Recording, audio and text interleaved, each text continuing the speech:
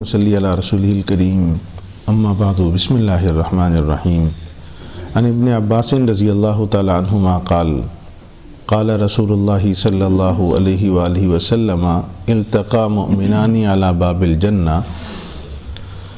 حضرت عبداللہ بن عباس رضی اللہ تعالی عنہما سے مروی ہے، فرماتے ہیں کہ حضور نبی کریم صلی اللہ علیہ وآلہ وسلم نے ارشاد فرمایا کہ دو مومن جنت کے دروازے پر ملیں گے، مومن غنی و مومن فقیر کانا فی الدنیا، ایک مالدار مومن اور ایک غریب مومن جو دنیا میں تھے۔ فأدخل الفقیر الجنہ وحبس الغنی ما شاء اللہ ان یحبس، فقیر کو غریب کو جنت میں داخل کر دیا جائے گا اور غنی کو جب تک اللہ تعالیٰ چاہیں گے وہ روک لیا جائے گا۔ ثم ادخل الجنہ، پھر اس مالدار کو بھی جنت میں داخل کر دیا جائے گا۔ فلقیہ الفقیر، اس مالدار مومن سے فقیر ملاقات کرے گا، فقال، کہے گا، یا اخی ماذا حبسک، اے میرے بھائی آپ کو کس چیز نے روک دیا، کس چیز نے روک لیا تھا وہاں؟ واللہ لقد حبست حتی خفت علیک، قسم بخدا آپ کو وہاں روک لیا گیا اور مجھے آپ پر ڈر محسوس ہونے لگا، ایسا نہ ہو کہ آپ کو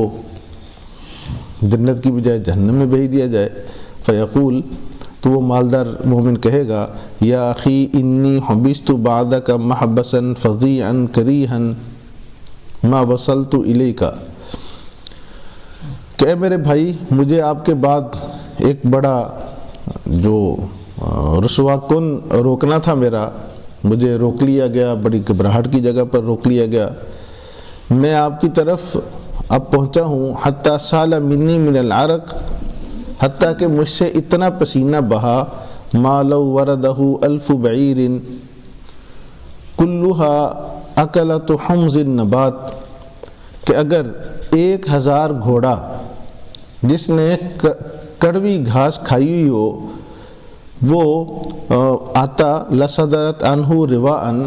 تو وہ پسینہ میرا اس کی شرابی کے لیے کافی ہو جاتا۔ رواہ احمد، مسند احمد کی روایت ہے۔ حاصل یہ ہے کہ ایک غریب ہے اور ایک امیر ہے۔ امیر وہ ہے جو اس دنیا میں اللہ کے احکامات سے غافل رہا اور مالی جو اس کے ذمہ حقوق تھے وہ اس سے غافل رہا۔ تو فرمایا کہ یہ دونوں ایک ہی درجے کے ہیں اور داخل ہو رہے جنت میں، تو جو فقیر ہے اسے تو جاتے ہی داخل کر دیا گیا اور جو امیر ہے اسے حساب کتاب کے لیے روک لیا گیا۔ تو فرمایا کہ اس کے بعد